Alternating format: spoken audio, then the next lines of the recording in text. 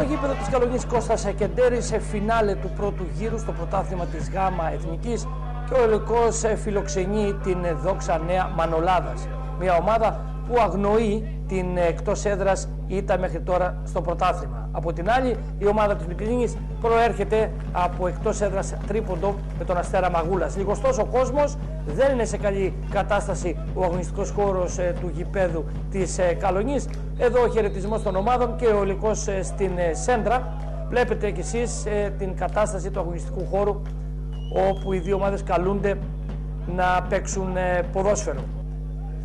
Η Δόξα Μανολάδας θα χάσει μια καλή ευκαιρία στο 12, εδώ με ένα σούτ του Γούρμπο που περνάει πάνω από τα δοκάρια του Πέτρου Γόμου. Πάλι η Πελοποννήσι στην επίθεση με τον Νικολόπουλο, εδώ βγαίνει η σωτήρια, ο Γόμος παραχωρεί το κόρνερ στο 18, εκτελείται το κόρνερ, νέο σούτ από κοντά, πάλι ο Γόμος, δύσκολα ο Υλικός εδώ κινδυνεύει να δεχτεί τον γκολ, τελικά ο Γόμος είπε όχι.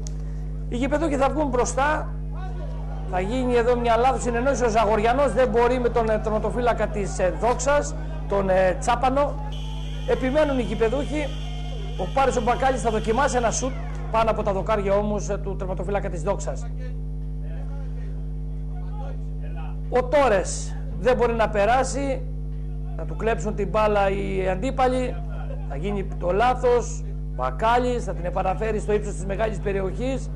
Ένα ωραίο σούτ από τον Γάλα, θα περάσει έξω από τα δοκάρια του Τσάπαλου. Καλή στιγμή για τον Αιωλικό, παραμένει το 0-0. Εδώ Ζαγοριανός, Λαλά, συγγνώμη, δεν μπορεί να νικήσει τον τερματοφύλακα. Και περνάμε στο δεύτερο μέρος, το 49, ο Αγουρίδης θα μπει με αυτοθυσία εκεί, ο αμυντικός του Αιωλικού θα του πάρει την μπάλα προσωρινά όμως, γιατί οι παίκτες της Δόξας επιμένουν και θέλουν να μπουν στην περιοχή. Ένα σούτ, πάλι ο Γόμος πέφτει με διπλή επέμβαση, μαζεύει την μπάλα. Εδώ μια κεφαλιά που θα γίνει, δεν είναι δυνατή να απειλήσει τον Τσάπαλο, ο οποίος βγαίνει εδώ με γροθιές και απομακρύνει. Οι παίκτες του Αιωλικού θέλουν την επαναφέρουν. Ένα σούτ, θα φύγει η μπάλα όμως πάνω από τα δοκάρια.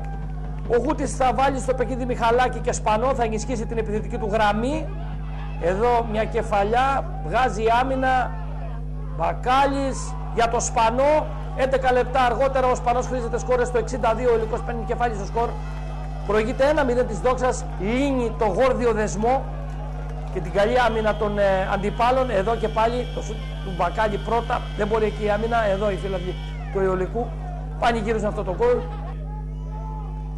Η Δόξα θα βγει λίγο μετά, μια κεφαλιά από τον Γούρμο, θα περάσει πάνω από τα δοκάρια του Γόμου.